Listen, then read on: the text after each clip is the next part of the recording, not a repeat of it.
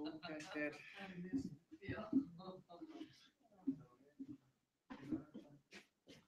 Nei, ég get líka gert þetta. Við áttum sko frænku sem á austfirskan pabba, hún var haldið á útskriftarboð, útskriftin sín og þau þangað sem svo kom frá Austurríki. Svo segir hún eitthvað svona við að Íslendingar kom aldrei rétti tíma. Hann var svona sem hún segir sig. Hún tók að þetta var hræðið. Ég sagði, hvað var þetta hér? Það var sagt að við þetta komið. Ég var alveg komið. Og svo kemur hann þessi Austurríski nákvæmlega.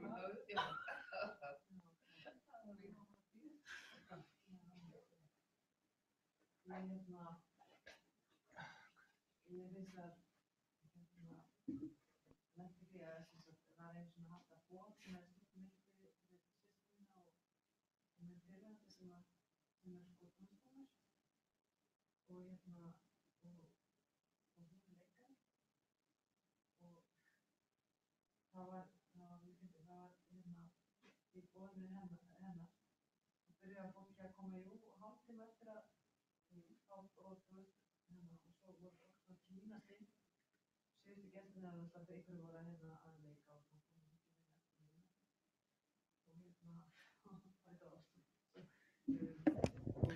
Einn, tveir. Einn, tveir.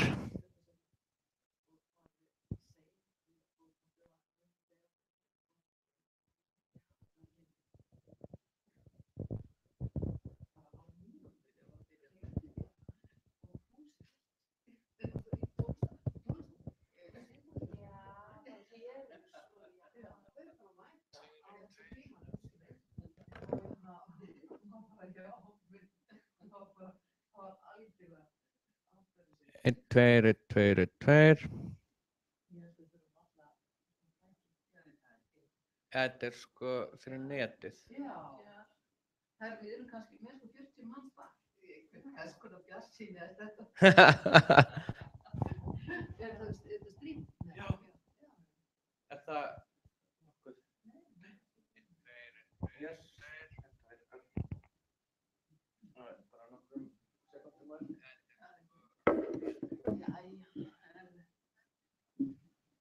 Það er alveg eftir. Þetta fólk, þú verður hérna. Það er þetta.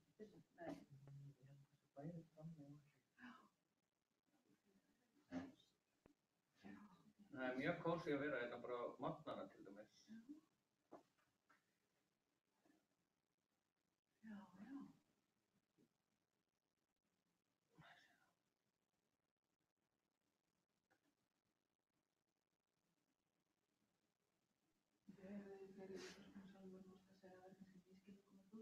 Já. Þessi var mikið ruglingur sko, ég man ekki hvernig þetta var orðað þarna í fyrstu klæðin. Það var eitthvað náttúrulega líkna dauði. Líknandi dauði, já. Líknandi, þú veist. Ekki það var að þriðja útgáfa. Já, og það er fullt af, já. Og þú veist, hvað er raunverulega verið að spyrja? Já, ég segi það, líknandi dauði. Já, það sko spurt að vísu sko get fengið aðstoð að binda endi á líf sitt ef hann haldinn ólæknandi sjúkdómi líknandi dauði. Já, ég skil. En ég nú allavega með 3 ólæknandi sjúkdóma. Þú? Já, með astma og ég með Hvað er krónískir sjúkdómar? Já, það er Ég er mjög slemmt. Já. Já, og svo líka, þú veist eins og til dæmis, það var, sko, það er að spyrja svona náttúrulega, sko, alls konar spurningar, það eru, segja, hollendingarnir, að sko tjáning er eitt af því sem en ég meina auðvitað getur maður þjást mjög mikið, á þess að vera, sko, með ólæknandi sjúkdóm, og ég sagði einhver í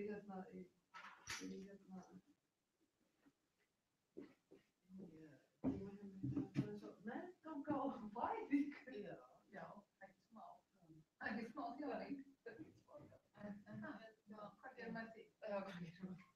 það er eins og þjáningin ekki að vera til. ég held nefnilega að þarna komi held ég fátækt. Já, en sko, já, en þetta er náttúrulega svolítið ríkt líka. Þetta er svolítið eins og ég segi tíðarhald. Sko. Allir eru hamingjusamir, það er ekki vera þjáning. En svo er það líka fátækt í leikundum að ok, ef ég lendi í þeim aðstæðum að ég þjáist, má ég vænta það? Má ég vænta þess að ég verði stutt í gegnum? Það tröftar mér eitthvað og það er eitthvað gott fólk sem allar að mæta. Ég þarf ekki að fara ángist. Mjög mikilvægt. Ég er þannig. Annars spurning. Já. Já, við bara sjáum til ef þetta er alveg skelling. Já, allt í góði frá ykkur, sko. Vantar bara fólkið. Vantar bara fólkið. En þér? Er þér þá? Já, þetta er líka. Ok. Það er heitt vatn í Singapúr. Já, takk fyrir það. Nei, ég er bara alltaf vön, þetta er bara svo misjafnt á fólkið. Sjö. Já. Það með þess að kamelga. Þetta er bara veggið eitthvað að hefna.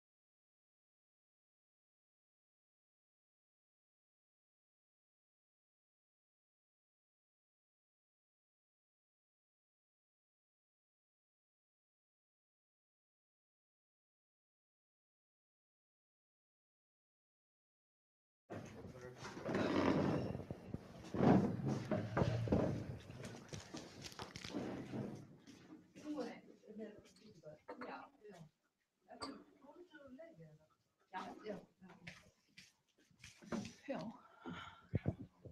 Herðu, Já. Grænja sér í svefn. Einmitt. Hvað er það aftur gömur? 6 mánuð. Já, 6 Nei, það tekur styttur tíma að það er svona mission í gangi, sko.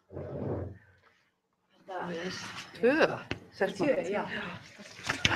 En það gengur samt ótrúlega vel. Ég fór það ekki. Þér að setja hérna. Já, ég ætla að setja hérna. Já, setja hérna. Hafið þið verið saman áður að tala um þetta? Nei, við höfum aldrei verið áður að tala um þetta, en hins vegar erum við hérna, höfum áður talað um þetta. Já. Já, nei, ég meinti Ekki svona- þið sem svona. Já, við Ég höfum ekki talað um það. ekki svona fundi, sko, Nei. en bara við, að því við höfum Jú, öðruvísi fundi. já, við höfum bara verið svona, viljum koma svona rannsóknarverki í gang, svona þverfaglega. Það er mitt að spyrja Já. ef enginn myndi spyrja. Já, þannig að við erum, Það var ég hérna, með að hugsa, það, já, ok. það sem eru sko, sem sagt, við erum búin að búa til hóp, sko, það sem eru félagsfræðingar, heimspekingar og Siðfræðingar, já, og svo við sem vinnum í líknarþjónustu. já, Já, það er frábært. Það Þannig var að- einmitt það sem ég var að hugsa. af því það er mjög brýnt að líka bara dýpka sko þekking okkar á viðhorfum fólks. Já. Þannig að Það er akkúrat málið. Eru fundur settur? já, Já. setjum bara á fundin. Við vorum að hafa tölvuna þannig að ef að það eru háðar, sko, Já, Já, smellinu. nei, ég er ekkert hérna á því. Þú Við gerum þetta bara Já, er svona ekki hægt að ná í það bara? jú, Ég get bara haft hana hála. Þá hérna getum við bara rúlað þessu og svo. Já, Ég ætla að setja fundin af því það er þarna einhverjur. Þú heldur Já. það? Við sjáum það mér sér, það er hægt að mæla. Ok, ok. Hérna, Er ekki er einhver tekið mynd? já, streymi. Já, einmitt. við erum hérna bara. Og við Já. sjáum, og hann Já. getur Ok, sagt þá okkur bara, hvað eru við margir. ætlum að láta eins og það sé eitthvað einhver hérna og við bjóðum einhver velkomna svo málstofu, Bjartar framtíðar, þetta málefni, líknardauða eða líknardráp og allt sem að því tengist. Og ég fyrir hönd fundarboðenda þakka ykkur kærlega fyrir að koma, Valgerður Sigurðardóttir og Salvör Nordal.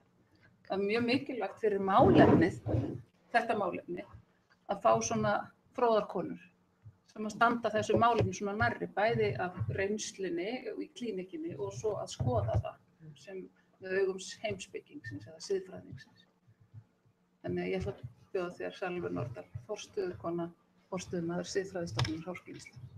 Já, takk fyrir.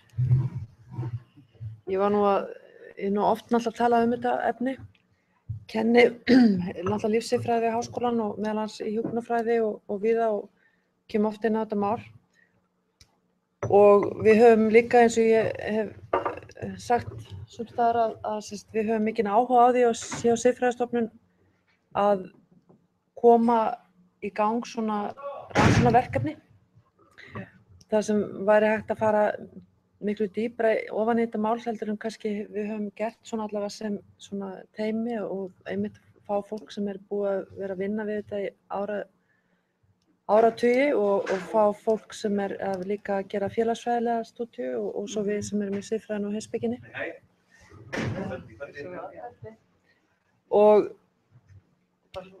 Og það er eitt af því, ég var einmitt að, sko, þegar ég var að segja að ég er ekki heim í kvöld, það spurði 18 ára sonur mig hvert ég var að fara og ég sagði hann hvað ég var að fara að gera og hann sagði, já, mér finnst að fólk eigi að hafa rétt á því að deyja þegar það er og mjög veikt. Og ég sagði, já, ég skil það viðhorf alveg, en þá er spurningin, finnst þér þá einhverju eigi að hafa skylduna að hjálpa viðkomandi að deyja? Og það er nú einmitt þegar við erum að tala um svona hugtökin, siðfræðilegu hugtökin, að þá er það þannig að við getum ekki haft rétt á einhverju, nema við getum líka skilgreint að einhver hafi einhverja skyldu á móti. Því það er innan tómt að vera með rétt, að segja að við höfum rétt til dæmis til að deyja við einhverju tiltekna aðstæður, nema að við skilgreinum þá það að einhver hafi skyldu til þess að framkvæma það sem við óskum eftir. Og það er auðvitað eitt af þessu stóru spurningum. En ég held að sé áhugavert, þetta er mjög áhugavert að skoða líka þetta mál núna vegna þess að við finnum það, mér hefur fundist það svona að finna fyrir vaxandi áhuga á þessu máli og það er ekkert skrítið, það er auðvitað búið að vera líka mikil áhuga á þessu erlendis, það er búið að vera að prófa eitt og annað í nokkrum löndum og það er náttúrulega ýmsar líka aðrar ástæður, sko, við auðvitað hræðumst að verða ósjálfbjarga sjúklingar og ég held að við getum öll séð það þegar við sjáum kannski dæmi sem hafa verið erlendis frá, stundum hefur komið orðum mál svona náð athygli í fjölmiðlum og maður getur alveg séð það að það er, maður myndi alls ekki vilja vera í þessum sporum og maður skilur mjög vel óskina frá viðkomandi einstaklingi.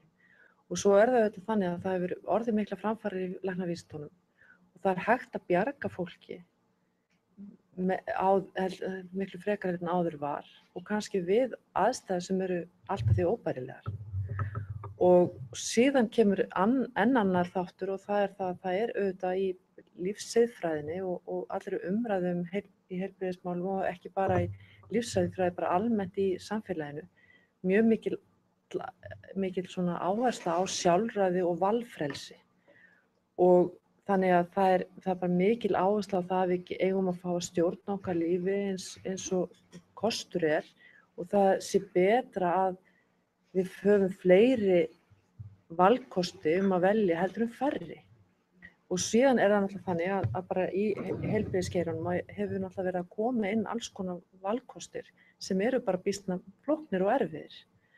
Og við erum náttúrulega líka búin að vera gangi auðvitað í gegnum heilmikla umræðu í heilbrigðisgeiranum á síðustu áratugum með því að það er hægt að það er spurningar, sem sagt fyrst þegar að komu upp þessi tækjum að það var hægt að endurlífga fólk að þá var það kannski gert í tíma og ótíma og svo er spurningin hvenær á að hefja meðferð og síðan hvenær á að hætta svo meðferð og það er auðvitað viðurkennt að við eigum að geta hafnað meðferð og þá er spurningin, er þetta ekki lógist næsta skref að maður geti líka beðið meðferð jafnvel þess að fá að deyja.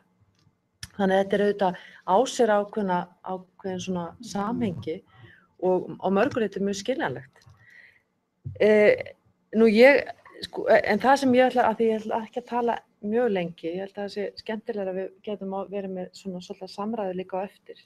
En auðvitað það eru eitt af því sem við erum að glíma við í þessari umræðu og ef við getum til dæmis byrjað og sett í gang rannsóknarverkefni þetta svið, þá myndum við byrja væntanlega á því bara að greina þau hugtök sem eru notuð í þessari umræðu.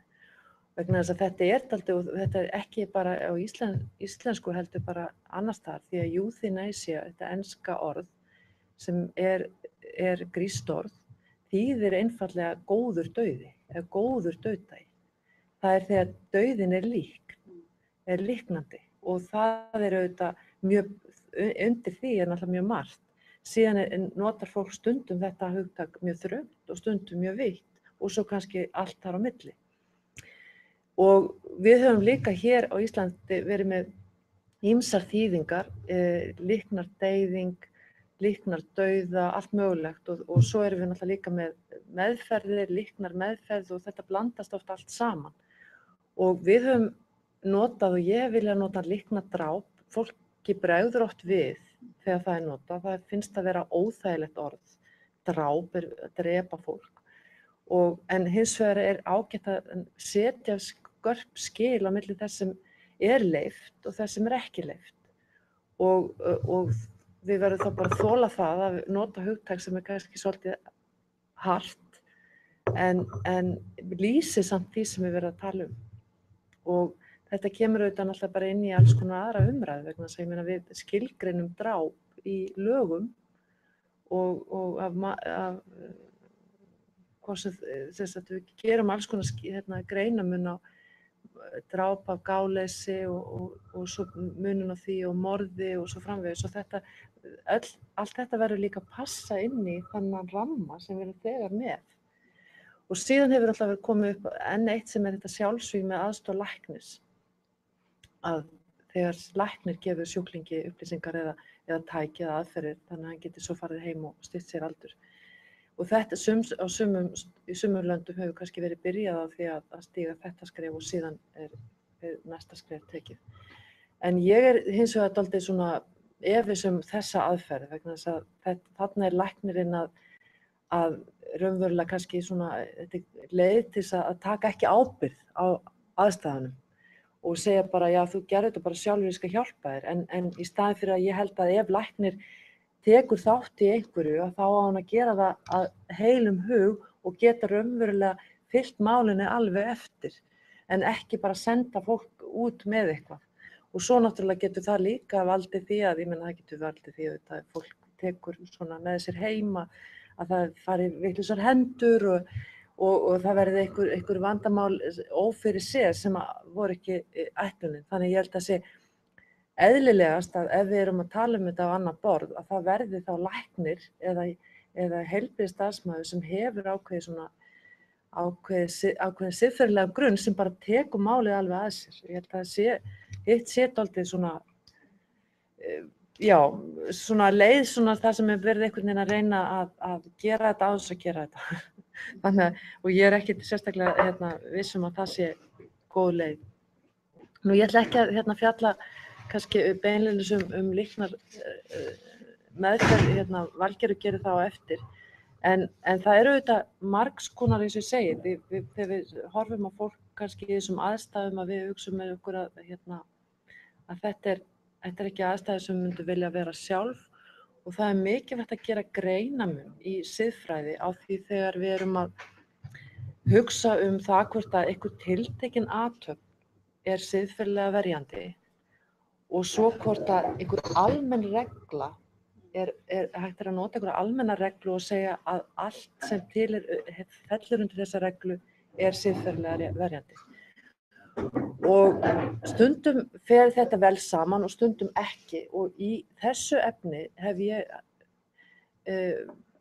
komin að þeirri niðurstöðu að það er dálítið mikið bil þarna á milli. Það er siðferðilega réttlætanlegt í mörgum tilfellum að segja, jú, viðkomandi er hæfur, hann þjáist, það er kannski óbærilegar aðstæður, við getum sagt það er engin siðferðileg rök gegn því að honum sé hjálpað til að deyja og honum sé beinlínis gefin líknandi sprauta eða líknarsprauta, dauðasprauta. Hins vegar, það sem vandamálið, það sem ég sé er kannski ekki það að segja, ok, í einhverjum tilteknum dæmum er þetta siðferðilega verjandi. Manneskjan er hæf, hún veit alveg hvað hún er að gera, fólki vil styður hana í kringum hana, það er ekki hægt að stilla verki eða einhvern veginn og viðkomandi bara búin að fá nóg. Hins vegar er dálítið skref að svara því einstök dæmi yfir því að segja, ok, hvaða almennu stefnumótun ætlum við að hafa? Hvernig ætlum við að segja, ok, það á að leyfa þetta bara almennt? Það er bara, hvernig ætlum við að gera þetta að praxis inn í til dæmis heilbrigðisþjónustu? Í heilbrigðisþjónustu sem er flókin og margir koma að og svo framvegis. Og ég held að meginrökin sem ég hef svona allavega á móti þessu eða minnstakosti ástæðu fyrir því að við förum mjög varlega í að heimila þetta liggja þar. Það eru erfitt að sjá hvernig að við getum gert þetta þannig að fyrsta og fyrir utan náttúrulega það vandamála að fáum við lækna til þess að gangast undir þetta en bara til dæmis að við hugsum það hvernig ætlum við að bjóða upp á þennan valkost eða þennan möguleika. Hvenær ætlum við að segja við fólk hefur hugsað þessa meðferð? Eða hvenær erum við komin á þann stað að við viljum bjóða fólki þennan kost?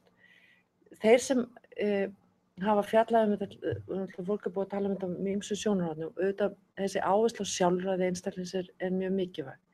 En það líka mikilvægt að hugsa það að ef þetta valkostur í heilbrigðisþjónustu, þá þetta náttúrulega þannig að við höfum val eitthvað og þá getum við mögulega valið A eða B.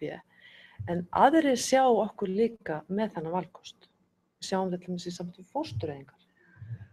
Ég meina, ef þú hefur val að eyða fóstri og það til dæmis eitthvað að því, að þá spurningin þá vaknar þessi spurning, hvenær býður fólki þennan valkost og segir, ok, það hefur eitthvað greinst að, hvað mikið að til þess að þú segir að það sé rétt að fólk hugleiði eða allavega gefi þessu valkostum fóstureyðingu.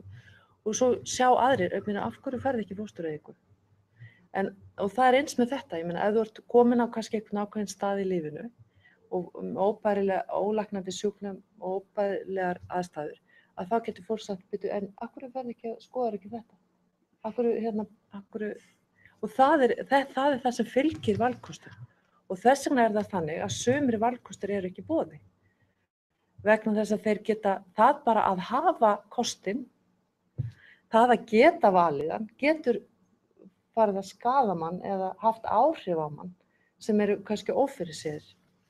Þannig að þetta eru svona hlutir sem við þurfum að hugsa og ástæða fyrir því að fólk eigi að fara varlega. Og það hefur líka verið sýnt fram á það að þeir sem þetta getur haft áhrif á meðferð og meðferðarkosti, að ef fólk og það er sumar rannsóknir hafa sýnt frá Oregon sem sýndu að það ef fólk fær mjög góða þjónustu og góða meðferð við lok lífs, þá eru minni líkur á því að það óski eftir líknardrápi. Og þá sjáum við það, næsta skref það sem sú niðurstaða bendir til að það er hægt að fara að stýra því hvað fólk vill. Og ef þetta er möguleiki, þá er hægt að fara, og ég meina það er alveg, við búum við, eða allavega vonum við að við búum við gott heilbrigðiskerfi, en þar sem kannski heilbrigðiskerfið er dýrt fyrir einstaklinga, að þá kannski stendur fólk frammi fyrir því að ef það hefur ekki góða sjúkratryggingu, að það kannski fyrir allur sparnaður fjölskyldunar í að halda manneskju lengi í líknarmeðferð sem getur kannski verið langvinn og það kemur bitna kannski á menntun barnanna.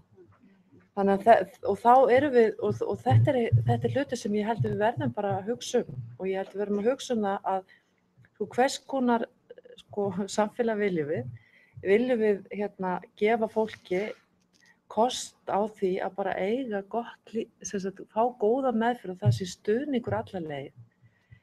Og ég svolítið hrædd að þessi hlutir geti orðið okkur svolítið erfiðir. Og ég tala nú ekki bara í svona eins og við sjáum að fólk eldist, það er orðið gamalt fólk, gömlu fólki fjölgar og fólk fyrir að upplifa sig sem byrði og kannski réttilega að því að öll umræðan er kostnað og það þarf að spara og það þarf að hugsa þetta svona og það er ekki þannig sem við viljum að heilbrigðisþjónustan sé. Þannig ég held að það sé þessi þrýstingur sem getur skapast að hann er eitthvað sem við þurfum að hugsa og mér finnst það vera svona kannski sterkustu rökin fyrir því að við förum mjög varlega í að heimila þetta. Og til dæmis eins og vegna þess að ég nota til dæmis eina grein í þessi kennslunum sem mér hefur fundist einmitt koma svona mjög sterkt inn á þetta vegna þess að ef við erum að brydda upp á því að fólk eða benda fólki á einhverja valkosti eins og ég kannski, ef maður bara fyrir að hugsa þetta mjög svo praktist. Svo hvenær vaknar maður á sjúkrahúsi og það er bæklingur á borðinu hjá manni valkostinn líknardráp. Og hvaða skilaboð felast í því? Þegar fólk fer að ýja þessu eða spyr viltu ekki skoða þetta eða hitt? Þannig að auðvitað viljum við hafa það þannig að það sé bara vegna þess að viðkomandi sjálfi detti það í hug eða að viðkomandi telji að hann sé komin á þennan stað og þá fara hann að afla sér upplýsinga. En hlutin nú kannski ekki alveg alltaf þannig. Og síðan hefur þetta alltaf verið rætt það auðvitað hvort þetta getur breytt samskiptum lækna við sjúklinga og heilbrigðisstarfsfólks. Þannig að þetta getur haft skaðleg áhrif og það kannski það sem við þurfum að hugsa Og svo þurfum við erum komin eiginlega alveg bara út í endan, en ég ætla bara að geta þá komið að öðrum hlutum bara í umræðunum, en Grefurinn. að, Nei, það er lengur. já, bara aðeins, já. Og og síðan sko, og við þurfum líka að spyrja okkur að því, af hverju fólk að velta þessu fyrir sér?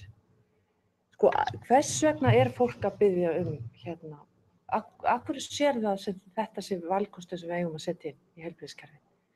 Kannski það vegna þess að, sko, örugglega margar ástæður, það vegna þess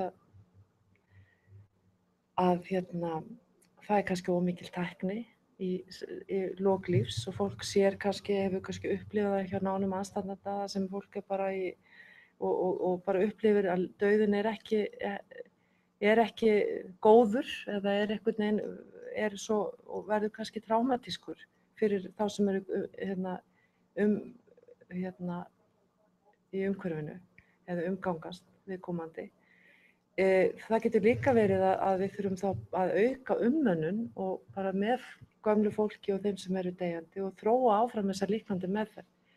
Og Valgerður á náttúrulega örugglega eftir að koma mikið af því, en ég meina líknandi meðferð náttúrulega ótrúlega mikilvæg meðferð sem verið að búa að þróa og hún hefur verið þróuð mismunandi langt í löndum. Ég meina í Hollandi að þar sko þeir sem hafa náttúrulega verið mjög framalega í þessu, en þar var lengi vel ekki þróuð líknandi meðferð og hún tiltölulega ný. Og ég var að tala við mannesku í síðasta sumar hollenska sem í lífsiðfræði og sko umræðan þar líknandi meðferð bara á allt öðrum stað. Þannig að við verðum líka að skoða þetta í svona samhengi við það þjónustu sem við erum að veita og hvað verið að óska eftir og kannski verið að óska eftir öðrum hlutum raunverulega þegar við erum að segja að við viljum bara fá að deyja fyrir ella og svo náttúrulega þetta, ég meina við vitum og það þess vegna sem kannski ungt fólk eða yngra fólk kannski tilbúnara til að svara þessari spurningu játandi já sjálfsögja þetta vera möguleiki en kannski þeir sem eru standa andspænistöðunum eru kannski ekki að hugsa það vegna þess að maður hefur líka það og það að maður veit aldrei hvernig maður vinnur úr hlutunum þegar maður komin í aðstæðunar og það vitum við bara smáar og stórar ákvarðanir að maður heldur að maður svona ímynda sér ýmislega þessar hluti en svo eru þeir allt öðru sem maður komin í aðstæðunar og maður heldur að maður geti ekki gert eitthvað sem maður getur svo gert og það einmitt þetta þrekleysi og þess vegna ég með í loka bara mjög tilvísun í grein sem Þorsteinn Gylfason heimspekingur skrifaði líknardráp, einu svona fyrstu greinu sem var skrifuð af heimspekingi á íslensku og það sem að segja, sko mönnum með afbrigðum hætt við að láta samúð sína og þrekleysi gagnvart þjáningum annarra villa sér sýn þann sálarstyrk sem þeim einatt gefinn sem mikið þjást. Af þessum sökum sjaldnast við því að búast að maður geti tekið ákvörðun líknardauða annars af fullri dómgreind. Það nefnilega, og sko, það þetta þrekleysi okkar gagnvart því sem aðrir að gangi í gegnum sem ég held að við eigum að hugsa líka þegar við erum að velta í fyrir okkur hvernig við svörum þessari spurningu. Þannig ég ætla að stoppa hér. Eigum við að spyrja sjálfur eða venda okkur beint í Valgerðar erindi? Erum við spurningar? Mér finnst þetta síðasta glaðraðin Salvör mjög sterk. Vegna þess að það eins og þjáningin tilheyrir ekki lífinu lengur.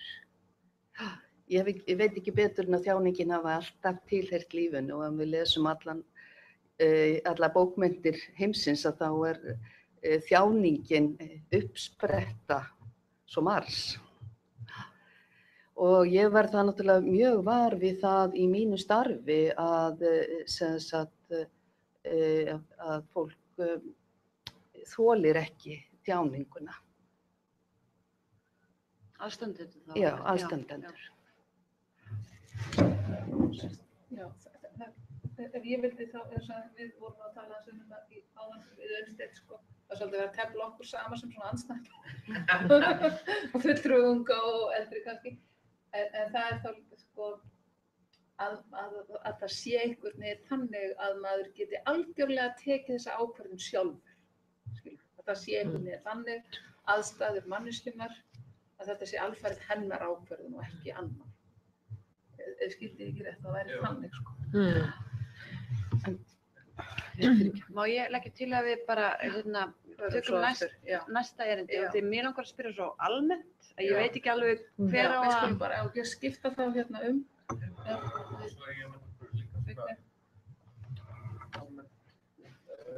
En fyrir gjöfum hans minna. Er hérna, já. Ég fór þarna niðri.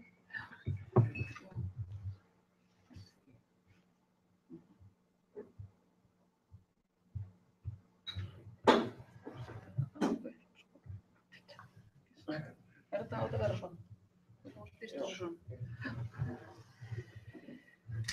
Já, við erum þangað til að við spyrum ykkur bara báðir í einu. Já, við fýlum það bara alveg gjörsamlega tækla. Ég var bara að segja þetta því ég var að reyna að vera hérna sko fulltrúi líka hinna. Ok, Valgerður gjör svo vel. Já, takk. Ég er náttúrulega ekki svona lipur í þessari umræðu eins og sjálfur. Ég hef ekki talað það svona oft vegna þess að líknardrápsumræðan hefur svo sem ekki höfðað til mín. Ég er stödd annars staðar. En ég hef ákveðið núna í þessari umræðu sem verið í samfélaginu að stíga fram af því að mér finnst mikilvægt að hafa aðeins aðra sýn og að hún heyrist. Þannig að þess vegna í raun og veru er ég hér. Og ef við tökum hérna næstu, er það ekki? Hvað er þessi? Sko þá hérna sjáum við hérna spurninguna sem kom í könnun siðmenntar og hefur hratt þessu af stað. Hún hljóðar þá þannig, ertu hlynntur eða andvígur því að einstaklingur geti fengið aðstoð að binda endi á líf sitt ef hann er haldinn ólæknandi sjúkdómi, líknandi dauði. Og ég verð að segja það að þrátt fyrir áratugastarf sem krabbameinslæknir og svo sem líknarlæknir, ef ég get kallað það, að þá var ég mjög hugsi þegar ég las þetta og var ekkert alveg viss. Er það kannski þannig að ég sé að vinna að líknandi dauða? Af því að ég lít svo á að okkar starf sé að líkna og líta á dauðan sem eðlilegan hlut af lífinu. Og hvað er ólæknandi sjúkdómur?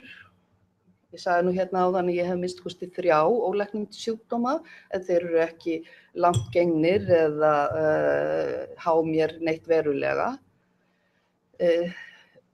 Þannig að ég tek undir með Salvöru að það er mjög mikilvægt að við reynum að skýra svolítið hugtökin og nota rétt orð.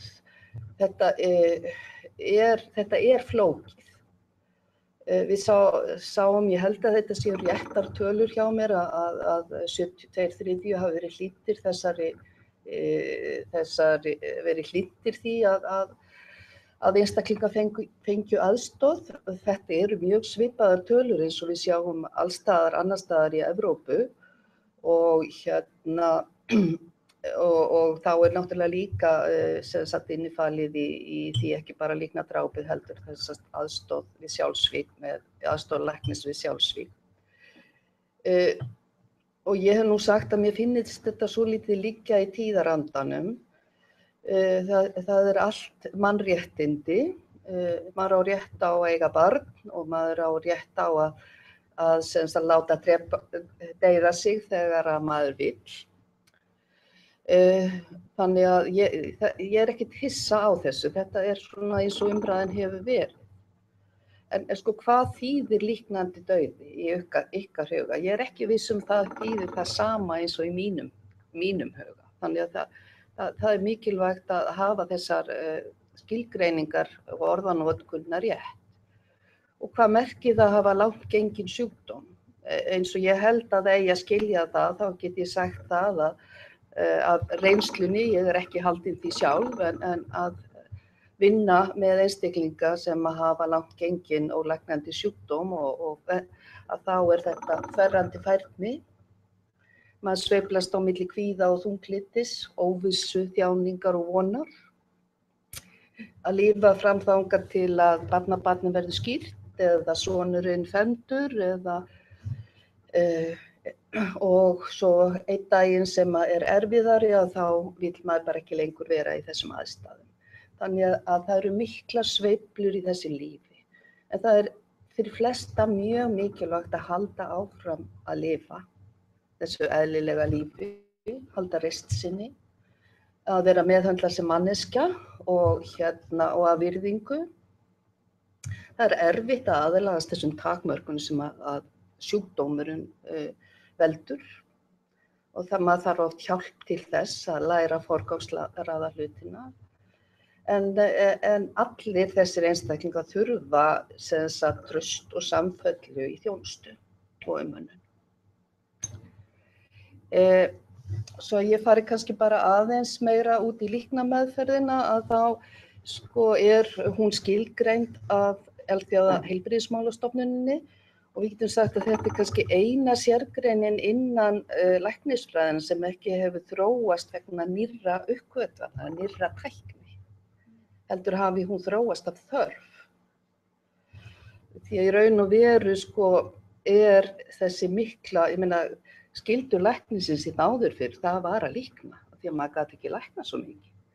Ég meina eftir seinni heimsstyrjöldina er þróunin svo óskaplega hröð að allt gengur út á að lækna og maður gleymdi því þeim sem maður gat ekki læknað og ég hef sagt það áður opinberlega að ég man eftir því þegar ég var aðstoðarlæknir og að maður gekk fram hjá stofu einstaklingsins þar sem ekkert var hægt að gera.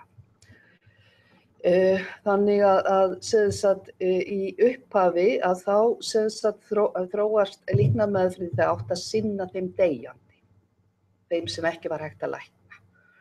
Og það lagði áherslu á það að þetta er virk meðferð, þetta er meðferð, alveg eins og önnur meðferð í læknisfræðum, það er ekki galdrar þar, það er ekkert annað heldur en það sem maður lærir í skólabókinni, í læknisfræðinni eða hjúkruninni. En maður notar það bara, maður hefur aðeins annan vinkil. Og áherslan er að stuðla sem bestum lífsgæðum einstaklinginn svo lengi sem hann lifir og í raun og veru fjallar líknameðferð lífið, ekki dauðan. Og kannski þess vegna því að vinni svo lengi þá hef ég miklu minni áhuga á dauðanum heldur en lífinu. Því að fyrir mér skiptir ekki máli hvort að lífið það sé bara 2 vikur eftir eða 2 ár. Það er alveg jafn mikilvægt að lína þjáningu og bæta líðan svo fólk geti lifað. Og það er kannski sá punktur sem að mér finnst mjög mikilvægur. Og til þess að vinna í þessu þá verður maður maður bera náttúrulega virðingu fyrir lífinu en maður verður líka að skilja þegar dauðinn kemur og hann er hluti af lífinu. En síðan þegar líknameðferðin þróast að þá skilur maður það það eru miklu fleiri einstaklingar, sjúklingar sem að nýtist þessi nálgun, ekki bara þeim deyjandi heldur miklu fyrir sjúkdómsferlinu og ekki bara krabbameinssjúklingum eins og þetta var þróað upphaflega heldur öllum sem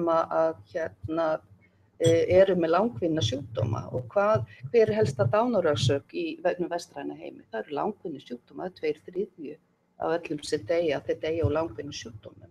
Og eins og Salvör sagði, tæknin, hún hefur gert það að verkum að einstaklingar lifa miklu lengur með langvinnan sjúkdóm og þar af leiðandi með miklu meiri þjáningu getur maður sagt af völdum sjúkdómsins og meðferðarinnar.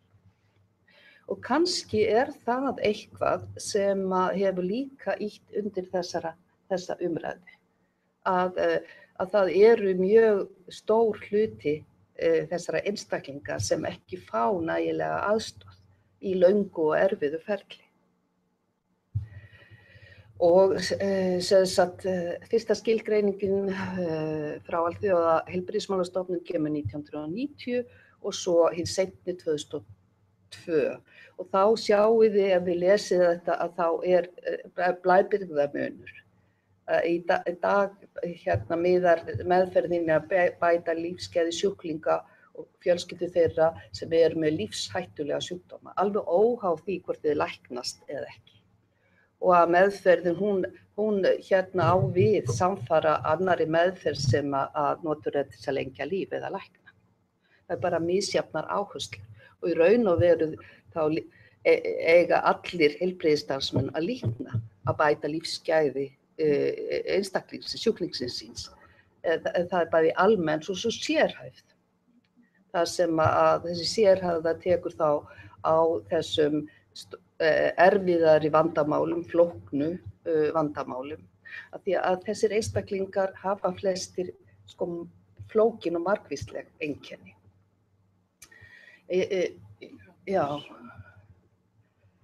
Ég held að líka bara minna á að við höfum frá 1997 verið svona frekar snemma í því að setja lög réttindi sjúklinga og í þeim stendur í þessari 23. grein að það á að leyna þjáningar sjúklings eins og þekking hverjum tíma frekast leyfir og sjúklingurinn á rétt að njóta stuðnings fjölskyldunar og að fjölskyldan eigi líka rétt á margvíslegum stuðningi.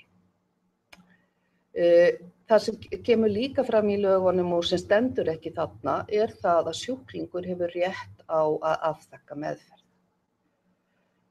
Og það þannig í íslensku lögum og Norðurlöndum að hvorki sjúklingur né aðstandandi getur krafist meðferðar. Ef að læknirinn telur að sú meðferð þjóni ekki tilgangi eða henti ekki á einstaklingi. Sjúklingur hefur hins vegar alltaf rétt til að leita álits annars læknis. En læknirinn ber ábyrgð á greiningu og meðferð sjúklings og honum ber að bjóða meðferð sem hann telur muni hjálpa þessum einstaklingi, en sjúklingurinn hefur alltaf rétt á að afþakka. Og manni ber að sinna honum áfram þótt hann afþakki. Og í 24. grein þá þessi rétt á að deyja með reisn og hvað þýðir það? Og þó að læknirinn taki alltaf ákvörðun, það sé læknisins taka ákvörðun hvort maður hættir meðferð eða byrjar ekki meðferð, þá ber manni alltaf að ræða við sjúklingin ef það hægt eða leita sér upplýsinga svona það sem hann hefur áður sagt og maður á alltaf líka að ræða við fjölskyldu og samstarfsfólk þó að maður sjálfur verði að taka ákvörðuna. Maður getur ekki sett þessa ákvörðun á fjölskylduna eins og maður sér mjög oft gert í bandarískum myndum. Það svolítið annar kúltúr eins og í Bandaríkjunum þar sem fólk krefst meðferðar og fær meðferð þó að allir sé sammála að það sé ekki við hæfi. Og hvað erum við að gera í líknarmeðferð? Fólk hefur alveg ótrúlegar hugmyndir og þetta með líknina, það er kannski ekkert skrítið að orðið skuli vera tengt dauða. En líkni náttúrulega bara hjálp að lina þjáningu. Ef þú flettir upp í orðabók, þá þýðir það. Hvað maður að gera? Maður að nýta alla sína þekkingu, hvort sem að það læknisfræðileg þekking eða hjúkrunarfræðileg þekking, hvað það til þess að bæta líðan. Að meðhöndla einkenni af völdum sjúkdómsins en ekki sjúkdómsins sjálfs. Því að maður hefur sjaldan í þessari stöðu getu til þess að hafa áhrif á undirliggjandi sjúkdóm en maður getur haft áhrif á einkenni. og flestir þessara einstaklinga hafa mjög mörg einkenni, stundum talað um 8-9 einkenni og það er ekki að færi neins að meðhöndla þau, þannig að það er mikil þörf fyrir svona þverfaglega nálgun. Það skiptir miklu máli í líknarmeðferðinni að vinna framfyrir sig, að vinna fyrirbyggjandi, að þekkja sjúkdómana sem maður að sinna, sjúkdómahópana sem maður sinna, svo maður geti séð fyrir hvað geti komið upp á. Þannig að maður þurfi ekki alltaf að vera á bráðamóttökunni, heldur geti tekið á málum áður en það verður krísa. Hjálpa fólki að aðlagast breyttum aðstæðum, kenna þeim að forgangsraða. Margir eiga mjög erfitt á morgnana, síðdegið er betra, svo ég taki dæmi. Hjálpa þeim að setja ekki neitt á morgunstundina, heldur bara til læknisins klukkan 1 eða 2 eða í búðina eða bankan eða eitthvað svoleiðis.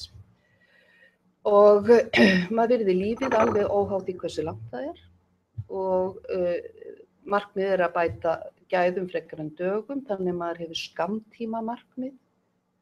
Maður getur sagt í lækningunni þá þarf maður að hugsa langt fram, maður getur valdið þjáning og erfiðleikum af því að maður hefur mjög góða möguleika að lækna grunnsjúkdóminn. Í líkninni þá þarf maður að horfa miklu skemur. Og þá þarf maður líka að setja meðferðin í gang strax til þess að bæta líf. Það sem að skiptir óskaplega miklu máli, það er þetta traust á milli sjúklings og umönnunaraðila. Og það að maður verður í raun og veru að hafa mjög góða færni í samskiptum til þess að geta sinnt einstaklingum og fjölskyldu við þessar aðstæður. Það er ekki svoleiðis að allt falli í dún og logn þegar einhver er deyjandi. Það eru aldrei meiri tilfinningar uppi og gömul þrætumál og óeining innan fjölskyldu. Þannig að það skiptir mjög miklu máli og að skilja stundum það sem ekki er sagt. Og maður lítur á fjölskylduna líka sem hluta af þessari meðferð og maður getur sagt að, ég veit ekki, þetta er kannski svolítið hrókafullt, en það skiptir máli að samþætta svolítið mennskuna með meðferðinni. Ég hef oftast þessa glæru með þegar ég er að tala um þetta. Ég á ekki til orð hvað liggur þarna undir. Fyrirgefið þið sjáu það ekki. Má ég biðja ykkur að horfa ekki á það sem stendur þarna undir. Það eru mistök. En sko ákvarðanir sem maður þarf að taka við ævilok, þær eru nokkrar og nokkrar þeirra eru löglegar og siðferðilega réttlætanlegar og aðrar eru það ekki. Sem sagt að það er bara hefur leyfi til þess að hefja ekki meðferð sem viðheldur lífi ef að það er að forðast íþyngjandi meðferð og sjúklingur er deyjandi úr undirliggjandi sjúkdómi. Maður hefur líka rétt á að stöðva meðferð sem að viðheldur lífi en veldur sjúklingnum meira álagi eða er meira íþyngjandi heldur en undirliggjandi sjúkdómur og líka ef að sjúklingurinn er deyjandi. Maður hefur líka rétt á því að meðhöndla einkenni bæði með öllum þeim lyfjum sem maður hefur til umráða en líka ef ekki ræðst við einkenni að þá hefur maður aðferð til þess að slæva einstaklinginn þannig og lína þjáninguna þannig. Og það er þá á þann hátt að maður verður að skerða meðvitund til þess að lína óbærileg einkenni. Maður hefur ekki rétt á því að ávísa lyfjum sem að sjúklingur getur svo tekið til þess að hann taki líf sitt og maður hefur ekki rétt á því að enda líf sjúklings á virkan hátt með því að gefa honum til dæmis lyf.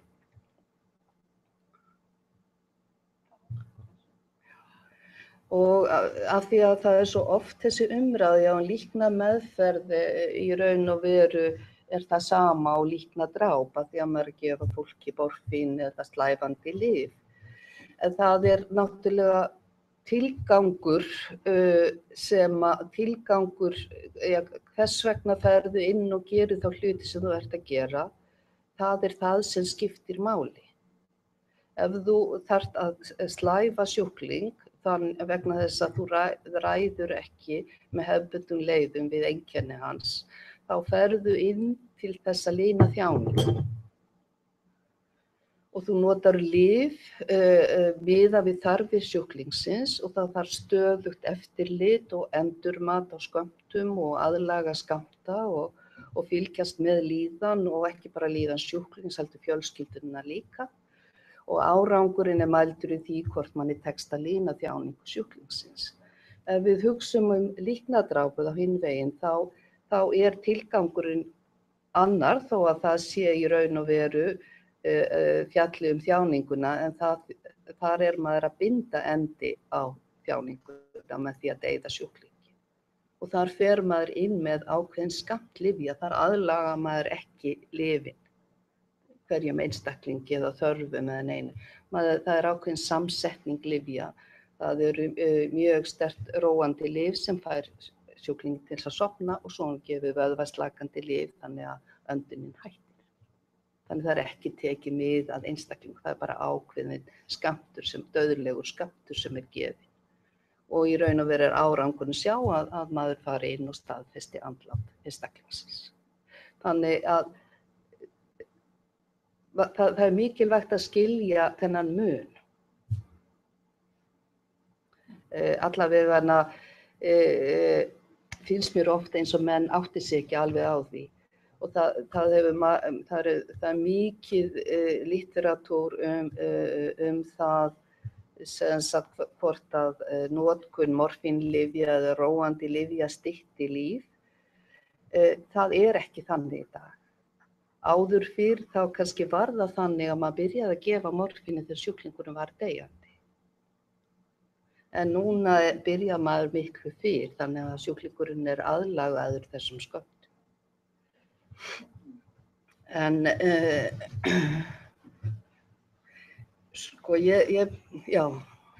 það sem ég vildi bara segja að það ekki bara mín skoðun heldur allra þeirra sem að vinna í líknarmeðferð og það sameiginleg niðurstaða evrópsku samtakanna líknarmeðferð að líknarmeðferð og líknardráp eigi ekki samleið.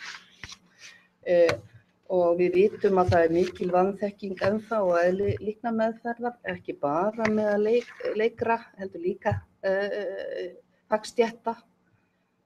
En við hvetjum til opinnar umræðu og teljum að það sé nauðsynlegt að ræða þetta og líka það að það þurfi að nota hugtökin rétt svo við getum rætt þessa hluti. Þakka þér kærlega fyrir. Það einmitt kannski akkurat það, held ég, að sé svolítið upptaktur þessu fundarboði hjá okkur, að við séum að tala hlutina á sömu forsendunum. Við meinum það sama með sömu hugtökunum. Og þaðan getum við svo rætt ný lög eða hvað það Má ég aðeins bæta hérna við, mér finnst þetta mikilvægt það sem Valgerður var að segja, að það mikill munur á því hver ásetningurinn með líknarmeðferð eða með líknardrápi. En það auðvitað þannig í þessari umræðu að það frá einu sjónarhorni kannski ekki mikill munur. Hvort að þú gefir svona mikið lyf eða aðeins meira eða hvort þú gefir lyfjaskammtinn á viku eða einum skammti eða eitthvað slíkt. Og það oft það sem bent á í þessum litteratúr, þeir sem eru hlynntir líknardrápi segja, nokkuð mikill munur á því að gefa svona mikið lyf eða aðeins meira eða eitthvað slíkt. Og ef maður lítur svona þröngt á málið, þá kannski ekkert voðalega mikill munur. En ef þú skoðar, sem við verðum að skoða þegar við erum að athuga hvað við erum að gera, það hvað við ætlum okkur að gera og hver ásetningurinn með því sem við erum að gera. Og þá munurinn mjög stór. Þannig að það oft í þessari umræðu tekið kannski svona tiltölulega þröngt sjónarhorn á þetta og þá sér maður, og það alveg rétt, að kannski ef bara hugsa orsakirnar, þá eru kannski orsakinu lyfin í báðum skip. Já, Já, það en bara kannski ásetningurinn ekki er allt alveg annað. svo auðvelt. Nei, og Vegna svo er þess að það kannski- sjúklingurinn hefur undirliggjandi sjúkdóm. Já, svo eru, já, akkurat. Já, Og vissulega geta maður skammtað á hátt. já. Þannig að sjúklingurinn deyr og hann deyr örugglega í þessari slæfingu nema maður hafi farið inn bara til þess að fá hvíldarsvefn í ákveðin tíma. Þá notar maður ákveðin lyf sem eru fljóta að fara úr líkamanum. Þannig að sjúklingurinn vaknar upp aftur. En þarna undirliggjandi sjúkdómur og þetta á bara við þá sjúklingar sem eru deyjandi og þá meina maður deyjandi á næstu klukkustundum eða allra næstu dögum. Og sjúkdómurinn heldur áfram. Ég meina, eins og krabbamein, það hefur ekki bara áhrif þó það sé í lungan, það hefur áhrif á all líffærakerfi líkamans og smá saman gefa þau eftir og þau eru byrjuð á því löngu áður. Og getur sagt að leið og sjúklingur leggst í rúmið og hreyfir sig ekki mikið, þá fær hann lungnabólgu og deyr. Þannig að þetta er flókið mál. Já, þetta er mjög flókið. Og það eru mjög strangar siðareglur og uppsetning sem maður þarf að fylgja þegar maður slæfir sjúkling eða svæfir.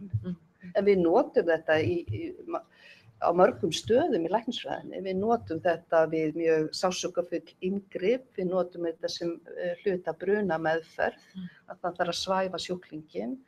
Já, hvað gerum við? Við svæfum stundum börn til þess að þau geti farið í rannsókn, þó hún sé ekki sársaukafull, bara af því að þau geti ekki farið í segulómunatæki þar sem þau eru innilokuð eða eitthvað slíkt. Já, þakka ykkur fyrir. Já, Björt, gjör svo vel. Spurning. Já, sko, það sem gerist alltaf þegar Salvör byrjar að tala, að þá fær maður svona eins og, ég ætla ekki að segja LSD, en eitthvað svona hugvíkandi efni, sko, þú veist það bara, og þið hafið báða gert það út af því að það sem, sko, út af því að maður hugsar þetta fyrst, þá einmitt kannski út af frekjun okkar í okkar svona samfélagi núna, að þá finnst okkur bara næstu vera ákveðin mannréttindi að fá bara að deyja þegar maður vill, skilji. Og maður getur svo vel tengt við það að þú veist, maður getur svo vel tengt við það að það sé eitthvað líf sem maður vill ekki lifa og maður þá ekki ráða því. Og mega þá ekki fjölskyldur finna út úr því saman og getur þetta ekki bara verið fallegt og ferli einhvern veginn og rétt ferli. Og ég efast ekki það að það sé þannig hjá einhverjum. En mér finnst mjög hugvíkkandi einmitt og áhugavert að við veltum upp og auðvitað verðum að gera það. Að velta upp öllum þessum spurningum sem að fylgja. Býtu á þá einhver þá skyldugur til þess að hjálpa mér í mínum mannréttindum með að fá að deyja og allt þetta. Og ég byrja strax, já, en býtu, það getur ekki bara þeir læknar sem að vilja bara skrifa undir þetta og vilja stúsast í þessu, með þeir ekki bara gera það og hinn eitthvað annað. Þeir hjúkrunarfræðingar sem að vilja standa í þessu, með þeir ekki bara skilji. Þannig að maður fer einhvern veginn svona að reyna að redda þessu einhvern veginn, sko, í huganum. Og ég veit ekki, sko, spurningin er hægt að sko út því að með þetta mál og eins og mörg önnur mál er oft ótrúlega mikið vafstur og þetta er ekkert augljóst. En stundum bara tekin svona skásta leiðin eða eitthvað sem er ásættanlegt, getum við sagt. Og reynt svona að finna út úr hlutunum þannig að það sé ásættanlegt. Og væri það ekki, ég veit ekki hvort þetta er skiljanleg spurning, en ég meina í einhverjum löndum fólk hefur farið einhverjar leiðir, lönd hafa farið einhverjar leiðir sem að þykja ásættanlegar. En þá þessi vandamál á bakvið, skiljiði, en þú veist, getur þetta, út af því að mér finnst eitthvað samt, eins og bara þú veist maður lesa þetta viðtal við hana Silvían í fréttatímanum. Ég veit ekki hvort það hafi lesið það.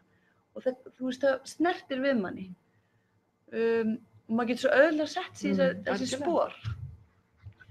Og þá bara, og ég svona velti fyrir mér hvort það sé ekki hægt að finna út úr þessum mörgu spurningum sem þú setur upp, sko. Þú veist, þetta siðferðilega bara út á borðinu eða gætum við sem samfélag einhvern veginn komist að einhverju niðurstöðu sem að væri ásættanleg? Svara. Já, sko, það getur vel verið, það sé hægt að finna einhverja leiðir. Það er alltaf verið að fylgjast, eða það er verið að rannsaka mjög mikið, má segja að það er verið að gera þessar tilraunir í nokkrum löndum.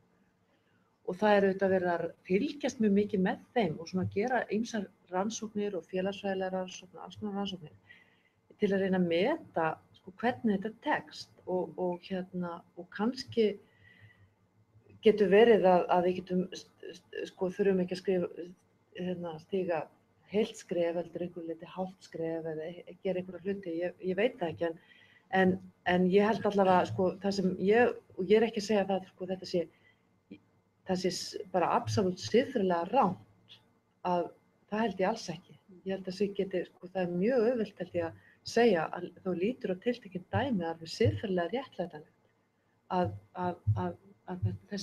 þetta skref sitt stíg. Eins og þú segir, menn maður skilur það mjög vel og maður hugsa jafnvel bara, já, ég vona að ég geti gert þetta sjálf, þú veist, við þessar aðstæður. En þetta er hins vegar bara stór, og í mínum mati er þetta bara þannig ákvörðun að það þarf að ekki bara hugsa út frá einstaklingnum sem kallar eftir því, heldur við þurfum að skoða það í miklu stærra samhengi. Og við þurfum að skoða út frá bara líka okkar samfélagi, okkar heilbrigðiskerfi. Og það er ekki víst að það, eins og ég var að nefna þetta með Hollendinga, ég meina það er ekki víst að þeirra reynsla endurspeglist vel hér. Vegna þess að við erum kannski búin að þróa aðra hluti miklu betur en þeir eða erum með aðrar önnur kannski líka, ég meina við erum náttúrulega smærra samfélag og fólk er kannski meira með fjölskyldu sinni í lokin og svo framvegis. Þannig að ég meina við þurfum líka að taka svona hluti, þannig þess vegna held ég bara við þurfum bara að vita miklu meira hvað við erum að hugsa áður en við færum að taka svona ákvarðanir. Og það held ég að sé nú kannski grundvallaratriði að við fyrsta lagi vitum betur það hvað fólk vill, hvað heilbrigðisstarfsfólk vill, ekki síst læknar, hvað þeir eru tilbúin til að gera.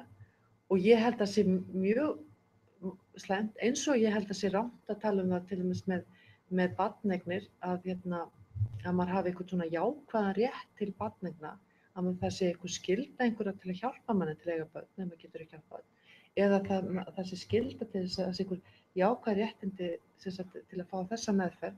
Ég held að sko, það sé ekki, við heldum við erum að setja það í einhvern annan, við þurfum að ræða það út frá einhverjum öðrum siðferðilegum forsendum heldur en réttindum. Ég held að það afvegaleiði strax þessa umræðu, eða fari með hana á vitlausan stað. Ég held að við sem eigum ekki að hugsa þetta út frá einhverju réttindum, heldur öðrum siðferðilegum Svo finnst mér líka. Það var smá, í fyrsta lagi takk fyrir að koma og ég kannski líka ítt svolítið á hana fund út af því að fyrst kemur þessi könnun með þessum það var ekki 90% allan af fyrirsögnin, 90% með þessu líknardrápi og ég eitthvað svona fór að spyrja mig býtu, já, vá, það er svolítið mikið með að við hvað ég held að fólk sé ekki að tala þessa hluti dagsdaglega, en ég þá að velta þeim upp í sínum fjölskyldum eða við matarborði eða bara, þú veist, fólk að tala dauðan almennt bara svona dagsdaglega. Og svo kemur einmitt þessi grein í fréttatímanum og á sama tíma þá hlusta ég á hlaðvarp með 80 ára gamalli konu í Bandaríkjunum sem að vinna fyrir frjáls félagasamtök sem að gera það þannig að þau, af því að það er náttúrulega bannað að aðstoða við sjálfsmorð, þá ertu náttúrulega bara að drepa manneskjuna, að þá geturðu fundið þér einhverju svona tæki til að fremja sjálfsvíg og svo geturðu haft samband við þessi samtök og þessi kona, hún fer og fylgir fólki gegnum, hún situr bara hjá þeim sko, á meðan þau framkvæma þetta og þetta fólk sem er langt gengið, það varðar sko sjúkdóm, þau eru að fara að deyja og þau vita það og þetta alltaf tekið skref, þannig að ég fekk svona bara einhvern veginn, mér fannst einhvern veginn svo, það vöknuðu svo margar spurningar og eins og hún talaði um þetta þá bara kveiktu svo mörg ljós og ég held að margir velti þessu fyrir sér, þess vegna fannst mér svo mikilvægt að fá kannski betri dýpri skilning, af því að við erum, þú veist, auðvitað vill maður ekki upplifa þjáningu. Það vill enginn gera það. Maður vill ekki pínu og dauða. Nei, en svo er þetta bara svo flókið. Og eitt sem bara ég vildi koma að, hérna, góða vinkona mín benti mér á líka, sko, í Bretlandi hefur þetta verið mikið til umræðu. Og hvort það átti ekki að reyna, hvort þetta sé komið í lög eða ekki. Nei, en það Akkurat. Fælt núna í haust 2015. Og þar voru fatlaðir einstaklingar sem stóðu upp og sögðu hingað ekki lengra. Við treystum ekki læknum fyrir ýmsu og það ríkir við mikið vantraust og við getum alls ekki treyst læknum til að og það er bara mikið vantraust milli lækna og fatlaðra og þau sögðu bara við treystum því ekki að verði farið rétt með og að sumir læknar eða einhverjir læknar gætu þess vegna mælt með við fjölskyldur, fjölfatlaðra einstaklinga annað, það ætti bara að fara þessa leið. Og þannig að það má líka koma inn á það sko, að það eru fleiri en aldraðir sem eru það er bara sko heill hópur af fólki sem að gleymist oft í umræðinni og það eru fatlaðir og fyrir utan náttúrulega ýmislegt sem að þú varst að ræða úr Sprengisandi daginn. Það er einmitt líka sko, og ég vildi bara kasta því inn í.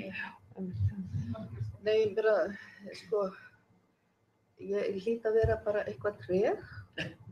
Ég skil ekki alveg þetta, ef maður er deyjandi, af hverju þarf maður þá að deyja fyrir? Það er bara eitthvað sem ekki fer inn í hausinn á mér. En mér finnst svo áberandi sem sagt þessi hugsun, sko, þú veit, ef ég fengi krabbamein eða ég fengi höfnunarsjúkdóma þá myndi ég nú bara taka líf mitt. Sko það er ekki hægt að hugsa út frá því þegar maður er hraustur. Vitið þið hvað lífsviljinn er sterkur? Hann er alveg ótrúlega sterkur. Og maður fær aðra sýn þegar maður veikist og þegar tíminn mann styttist. Ég er ekkert að segja að það sé allir, en það er ein hliðin á þessu. Að maður getur ekki tekið, sko, eða maður getur ekki sett sig inn í stöðuna þegar maður er frískur. Af því að þegar maður er fatlaður, þegar maður er veikur, þá á maður samt líf sem er þess virði að lifa. Og það er náttúrulega ótrúlega að hafa séð, sko, maður hefur séð dæmi fólk sem hefur lent í sjúkdómum eða slysum og gert ótrúlega hluti og þá sér maður hvað manneskjan er megnug. Eins og segir kannski ekki allir, en sumir ná virkilega að gera mikið úr sínu lífi og einhvern veginn verða ótrúlega sko fyrir, eða einhvern veginn bara, Já, talandi lífsviljan, ég hef nú ekki beina tengingu, ég man bara eftir að lesa grein að einhvers staðar hafði snarlækkað dánartíðnin í desember 1999 og jókst svo í janúar eftir árþúsundarskiptin, þannig að maður var að hugsa betur á hvað bara fólk ég ætla að lifa yfir árþúsundarskiptin og í þessari umræðu höfum við kannski bara ákveðið val hvenær við deyjum við sjálf, skiljið hvað er að fara.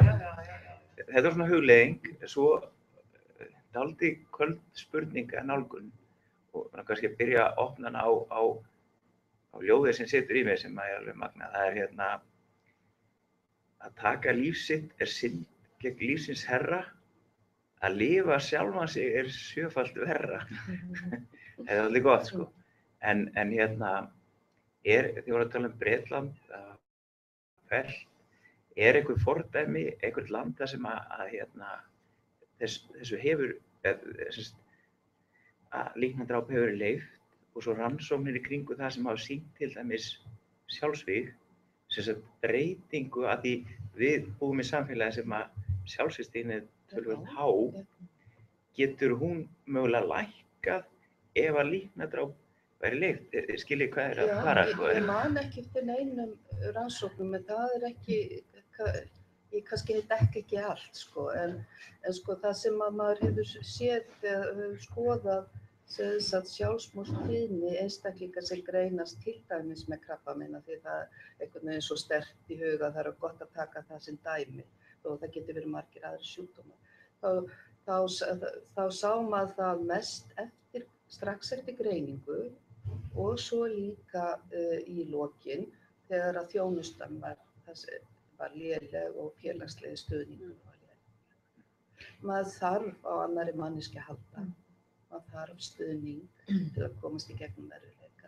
Það er bara þegar maður er 20 sem maður heldur að maður komist í gegnum lífið einn og óstundur. En skjótin í þetta, ég leyfi mér að efast það, sko, út af því að sjálfsmorðstíðni á Íslandi er mjög há, en hún er mjög há, sko, hjá ungum karlmönnum og þeir eru ekki með þessa undirliggjandi sjúkdóma, það er mest þá djúpt þunglyndi og já, svona, já, þannig að ég leyfi mér að efast það að það myndi minnka þessi tíðni ef við myndum leyfa líknardráp út. Ég held að þetta sé ekki sami hópurinn sem við erum að horfa á. Má ég aðeins koma inn í það bara þegar ég fékk svo frábæran fyrirlestur frá fyrrverandi borgarstjóra Bógotá í Kólumbíu sem er búinn að stúdera sjálfsmorð mjög mikið og sem sagt stríðshrjáð lönd versus vestræn. Hann sýndi okkur bara mynd þar sem hann var búinn að safna öllum gögnum og þar sem er mikil stríð eða mikil átök, þar er nánast engin sjálfsmorðstíðni, en leið og kíkir á lönd þar sem er mikill friður, þá hækkar hún talsvert, þannig að þetta var alveg mjög svona merkilegt talandi seinni heimsstyrjöld. Já, þannig að það er líka svona einn punktur inn í þetta sem er mjög merkilegur. Stríðir náttúrulega þjáning í sjálfu sér. Þannig að Já, en það kannski hefur maður einhvern rauðan þráð, það skipta svo miklu máli í lífinu, maður hafi einhvern tilgang eða eitthvað. Ég held einmitt þegar þú ert að segja hérna að þú sért eitthvað treg með að skilja þetta ekki, en það er, ég held að þetta komið frekar frá því, þú ert að vinna við þetta á hvern einasta dag.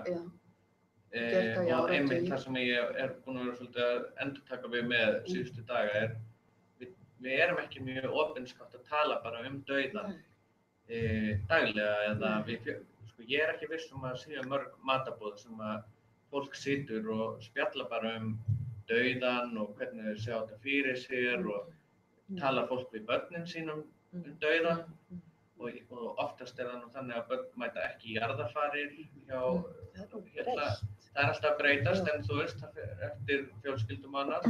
Þannig að þetta er svona, ég held að það sé líka, þetta er svona efni sem að við eigum bara svolítið erfitt með að tala Ég held að það sé ekki bara á Íslandi. Nei. Það er bara í okkar þessum vestræna kúltúr að og dauðinn er komin inn á heilbrigðisstofnanir og það er læknirinn sem er þar síðastur en ekki presturinn sko, sem var í gamla daga og þannig að þetta er náttúrulega orðið svona bæði og, svo er það líka svo. Já, og svo er þetta að fara aftur heim, já.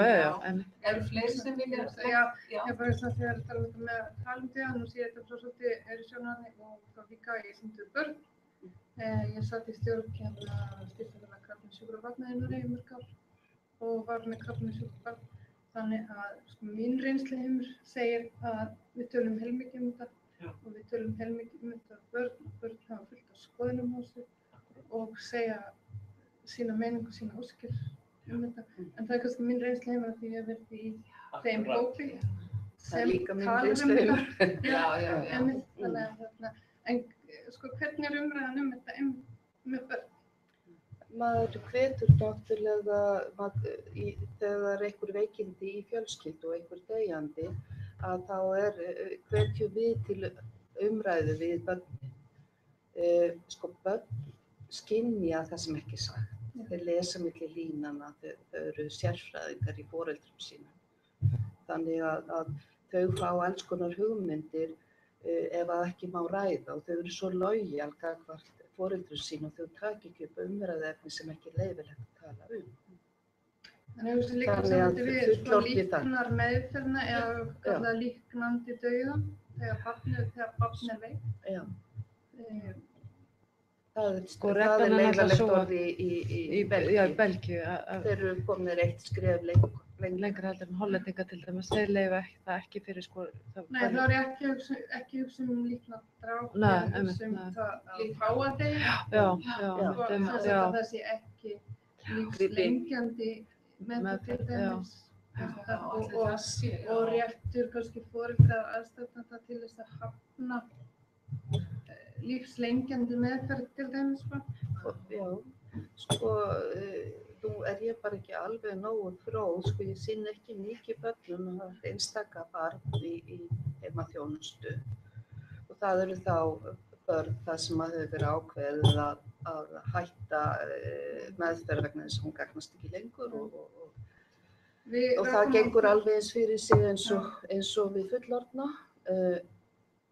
En sko hvort að forráðamaður hafi ákvörðunarvaldið alveg eins og sjúklingurinn sjálfur hefur rétt til að afþakka meðferð, hvort að forráðamaður barns.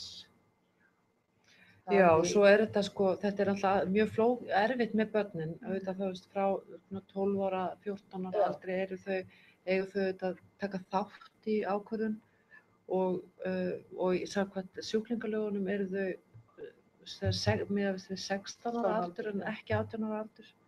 Það var eftir að það var ákveðið að breyta ekki sjúklingalögunum þegar sjálfræðislu aldurinn var hækkaður. Þannig að það eru svoleiðis sko, en auðvitað ég meina það er mikið verið einmitt að svona rannsaka það hvernig þetta snýr að börnum, hvort að þau eru raunverulega hlustað á þau og þeirra óskir eða hver er það sem ræður þegar til kastana kemur? Við vorum í Noregi og mér fannst kannski við mæta mestri andstöðu í raun hjá læknum að ræða þetta. Þegar það var tekin ákvörðun að hætta meðferð alls svoleiðis og svo líður tíminn og svo fer við að spyrja spurningar. Á hverju eigum við von, hvað gerist, hver vill tala við okkur dauðann og læknarnir sem var það búin að vera með okkur meðferð í 7 ár vildu ekki ræða dauðann. Það er svo miklu auðvelt að hafa verkfæri sem að þekki. Vildu ekki ræða dauðann sem var það eina sem við varum með. Og það tók langa tíma þangað þá var læknir sem hefði bara persónulega reynslu sem að ræddi við mig bara út frá sína persónulega reynslu. Þetta var mér sem aðstandenda mjög erfitt rössu. Þetta er það sem ég er reynslu. En vinnir þetta ekki svolítið á meðferðina sem var gagnvart á fullorðnum hér á árum áður? Ég nefnilega því ég var að segja við ekki, sko, ég var svona aðstandenda í þessu og þá gengur læknarnir alltaf fram til stofunum og þá var ég sko bara unglingur og ég fór fram á gang og stoppaði hersinguna og sagði allir ekki koma inn til mömmu. En það var ótrúlega erfitt. Tala ekki með það er barnið. En þetta er sko alveg greift inn í manneskjuna. En þjálfun er á ákveðin tíma í kennslu læknanema, hún gekk bara út á að greina og lækna. Þessi er búið að færast meira inn í kennsluna. Já, það er allavega komin samtalstækni, það er ekki svoleiðis eins og þegar ég var, þá var mér bara sko ýtt inn í herbyggju og loka hurðina eftir mér og ég þetta talaði í fyrsta skipti við sjúkling. Nei, bara það. Ég verð nefnilega að segja sem sko svona persónulega reynslu að maður allt í fyrir að hugsa það að það hefur orðið eins og bylting, bara algjör bylting. Þá maður líka velta því fyrir sig sko, hvort að einmitt þessi umræðum líknardráp sé einhvern veginn sko á með einhverjum hætti leið til að forðast umræður dauðar á svona þversagnarkenndan hátt vegna þess að þá erum við að klippa af þennan tíma sem gefst þá til þess að takast raunverulega takast á við dauðan og þá bara að segja okkur við sleppum bara þeim parti og reynum bara hafa þetta, og ganga frá þessu fyrr. Þannig að maður er náttúrulega bara einu sinni, þannig maður hefur enga reynslu að takast á við þetta. Einmitt. En ég finnst þetta svo fróðlegt. Hvað langt síðan þetta var í Noregi? Það eru 11 ár. Gæti hafa breyst, kannski. Veit ekki hversu hrætt þetta þróast í löndum. Jú. En ég veit ekki fyrst breyst ekkert kannski. Það er svolítið, hefur verið seinna með börnin því að það deyja færri börn. En það er samt, sko, það kom mér á óvart, og þetta er stórt háskólasjúkrahús, hvað raunverulega var komið stutt á veg, bara til dæmis með líknarmeðferð. Já, þið segir bara til þegar þið viljið fá teymið heim. Svo þegar ég segi til þá segir, nei, við tökum ekki börn. Þið viljið bara koma með hann á spítala. Nei, hún hefur rétt á að vera heima, hvað með þetta? Það var fyrsta skipti. Stóra háskólasjúkrahús, þar sem þeir veittu barni líknandi meðferð heima. Það er ekki nema 11 ár síðan. Þetta er í sálinni, sko, þjóðarsálunum, svona scenaríu, sko. Þannig að það er raunverulega ótrúlega stutt að vera komið. Og foreldrar segja, nei, enga lengjandi með. En sko, ég man eftir erfitt á þessum tíma maður. Sem fjallaði sem sagt, kannski foreldrana sem missa barn og þar kom svo augljóslega í ljós að þeir foreldrar sem ekki höfðu rætt við barnið sitt dauðann, að þeir sáu svo eftir. Það er svo sem mín reynsla úr þessum félagsskap, þessum reynslu heiminn og við náttúrulega vorum búin að vera í þessum heimi í mjög langan tíma og kynnast mörgum á leiðinni sem voru að missa börn og alltaf. En það er reynsla mín alltaf að það var meirihlutin mjög opinn. Mjög út af ræðir. Eins og segja, börnin reynsluna. Börnin ræðir. Börnin vita. Þau vita að þau eru deyjandi. Það er ekkert. Þetta er mjög fróðlegt. Ég er að velta fyrir mér, sko, því nú boðum við ykkur hér á fund hjá stjórnmálaflokkum. Og við erum hérna með þingkonu og við erum með bakland bjartrar framtíðar. Hvað, sko, stjórnmálin gætu gert í gagns. Heyrði ég rétt núna fyrir stuttu að það væri engin stefna líknarmeðferð á Íslandi. Nei, það er engin, opinber stefnumörkun. Allt hefur þurft að koma frá grassroots. Og nú er bara næsta verkefni mitt að ég þurfa að semja stefnumörkun sem ég gæti svo farið með og reynt að troða inn í ráðuneytið. Já, sko. Ég skal vera að velta í fyrir mig því að Það er langbesta leiðin, sko. Láta í alvörunni. Það gera það sem var svolítið þreytt. Já, ég skil það mjög. Búin að vera í grassrootinni. Ég veit það. En sko, við höfum verið að ræða hérna, sko, þarna, þið vitið, alveg enda einhvern veginn ákvörðuna á allir þessari diskussjón. Við byrjum einhvern veginn, breytum bara lögunum að leyfa líknardrána, skilur það svona í loftinu. Þegar það er ljóst að við eigum eftir að þroska samtalið alveg svakalega mikið á mörgum tröppum áður en að þessi ákvörðun væri hugsanlega til umræðu. Sko, bara, það þarf að byrja því. Við þurfum að gera upplýsa okkur. Bara eins og Unnsteinn að segja að maður talar ekki kynlíf, peninga, dauða. Eitthvað skilur. Eitthvað svona ábúð. Þið vitið, eins og með börnin, að því þú ert í þessum heimil og þá er náttúrulega opin umræða dauðan, en svo kannski, einhvern tíma foreldrar mínir nálgast mig ekkert með kannski mitt kynlíf fyrir en að þau vita að ég er orðin 16 ára á kærustu. Þá fyrst farðu þau að spyrja út í kynlífið mitt. Þrátt fyrir ég væri búin að lesa stóru kynlífsbókina fyrir mörgum árum áður. Og ég veit ekki hvort að þau viti að það var mest lesna bókin á heiminum. Það voru ég að segja í byrjun út.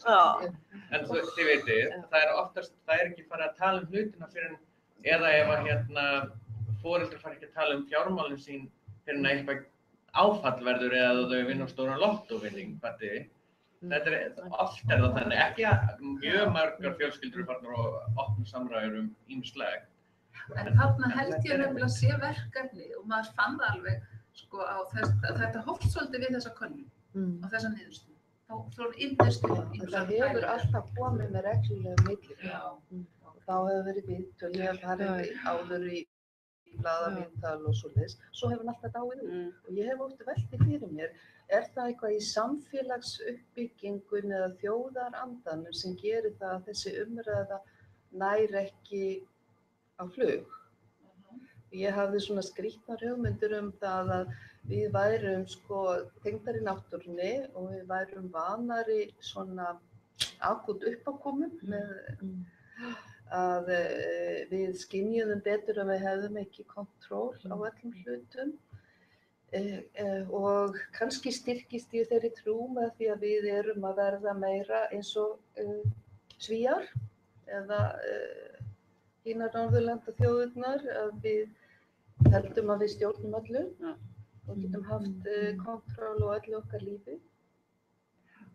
Þannig ég veit ekki.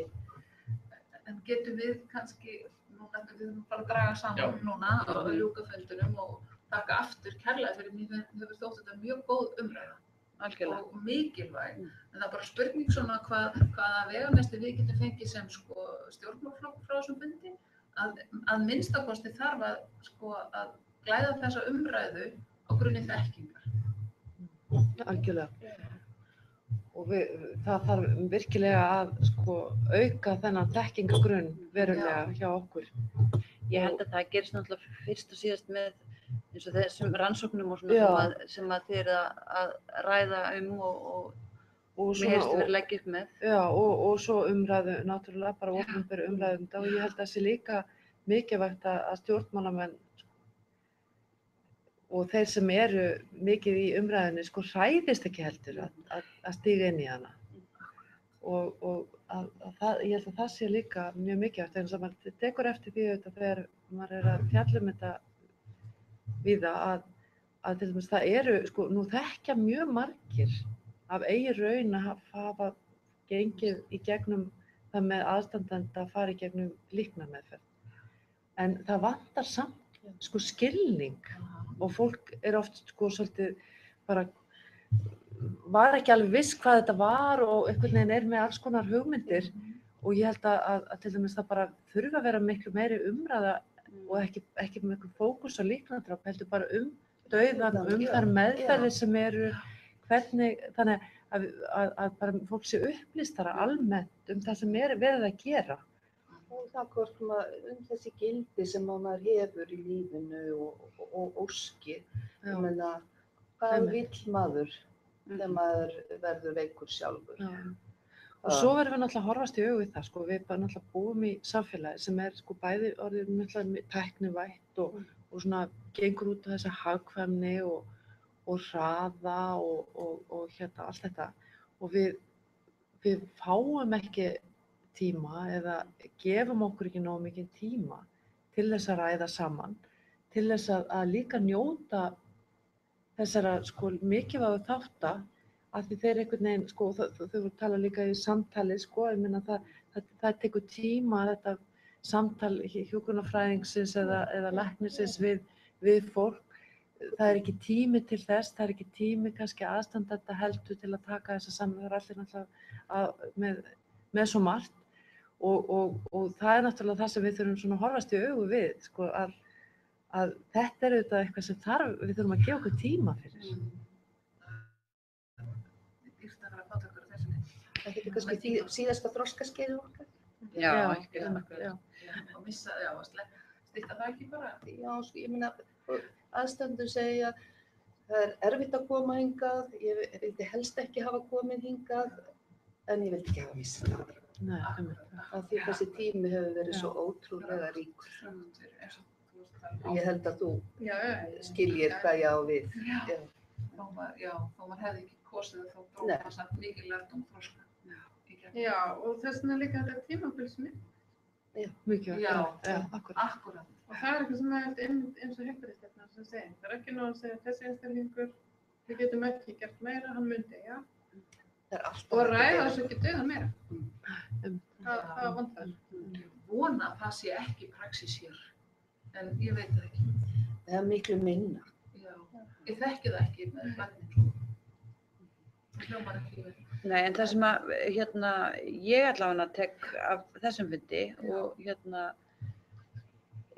líka það, sko, það eins með þetta mál og líka önnur erfið mál eins og staðgöngumæðrun og svona, það sem að ég held við eigum að ekki vera hrædd við að ræða hlutina án þess að vera einhvern veginn, já, ég er með eða á móti, ég segi já eða nei, heldur bara að spyrja og býtu út af því og velta upp og leyfa okkur bara svona að vera kannski ekki með skoðun, heldur vera einhvern veginn á einhverju, að vera á leiðinni að fá hana, skiljiði. Og en þú veist, það er náttúrulega bara líka kannski það sem að stjórnmálamenn eru mjög lélegir í og því að þá er sagt, já, en hver afstæða þín? Þú veist, en í svona málum má hún alls ekki vera einhvern veginn af eða á út af því að þá erum við bara svo vitlaus, skilur, þá erum við bara svo miklu kjánar, þá erum við ekki búin að fara þessa leið áður en við erum komið með þetta, sko. Ég má grípa þetta er svo gott. Ég minnist að þegar Jón Gnarr var svona, spjótin voru beint á hann og svona með flugvöllinn. Og hans svar var einhvern veginn, ég hef nú ekkert mikið verið í að færa flugvelli, sé ráðferð með einhverja sérfræðinga það, sko. Ég held líka, sko, einmitt að þetta, mér finnst bara svo mikilvægt allavega að fólk sé ekki fara í einhverja polariseringu í svona málefnum. Það er svo erfitt að díla við fólk að það er einhvern veginn búið að mynda sér algjörlega já-skoðun af nei-skoðun í einhverjum málefnum sem að, sko, maður skilur ekki eins og hvað er að tala um.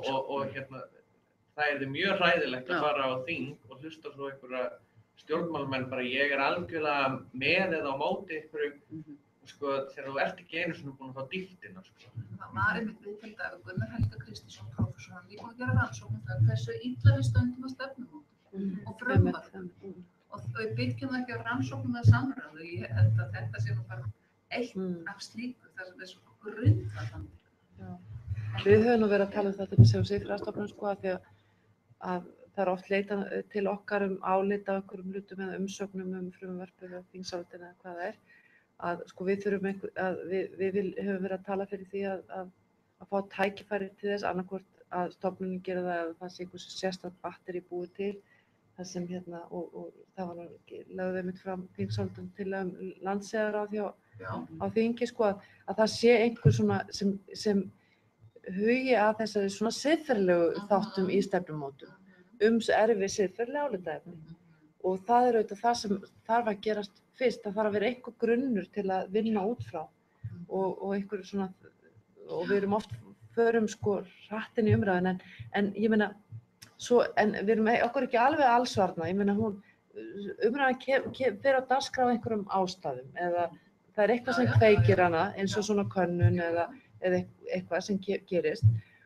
og síðan það sem er svo mikilvægt er það eins og við sáum til síðan staðgöngumæðrunarmálinu að ég meina það kemur eitthvað mál og það blossa svona upp og það var svona kannski fyrst hugmyndin að taka ákvörðun tiltölulega hratt en síðan hægði á henni en það var tiltölulega samfelld umræða og búið að vera í 2 ár og ég held að það hafi þroskað mikið umræðina. Eins með líffæragjöf. Það var ótrúlegt hvað gerðist, þá satt ég líka í velferðarnefnd og einhvern veginn takja ákvörðun strax að fólk er að deyja okkur, má ekki nota þessi líffæri en svo bara áttu þessi allir á því, herri, nú skulum við hugsa og gerum þetta rólega, þetta er ekki svona eða hinsegin, þetta er miklu meira og það var mjög fallegt hvernig það einhvern veginn gerðist alveg þvert á flokka og alveg bara einhvern veginn út af því að samræðan var svo rosalega mikilvæg. Og bara hafði áhrif. Og þessi efni eru bara þannig, ég meina þessi siðferðilegu efni eru bara þannig, það þarf tíma til að ræða þau. Það er ekki hægt að bara afgreiða þetta á 2 fundum og lesa bara 2 skýrslur og maður bara komið með þetta. Þetta er eitthvað sem maður þarf svona að ganga með og maður þarf að hugsa og maður þarf að ræða við fólk og maður svona máta og skoða. En að það blossir svona upp, það skilur náttúrulega eitthvað eftir sig. Það kemur þetta þroski út af því, það skilur eitthvað eftir sig sem skilar sér í áframhaldi. Og skilar árangur og kannski einhver pródúkti, eins og sagt að svo mikla framfæri alltaf í stríði, þú veist, fundir lyf og tæki og tækni og tóla því það bara svo mikið að gerast, sko, á gömum tíma og verður svo mikið umræðu. Við þökkum fyrir aftur kærlega og heyrjumst kannski síðar á þeirra Takk fyrir. þroska samtalið aðeins meira. Takk fyrir komin.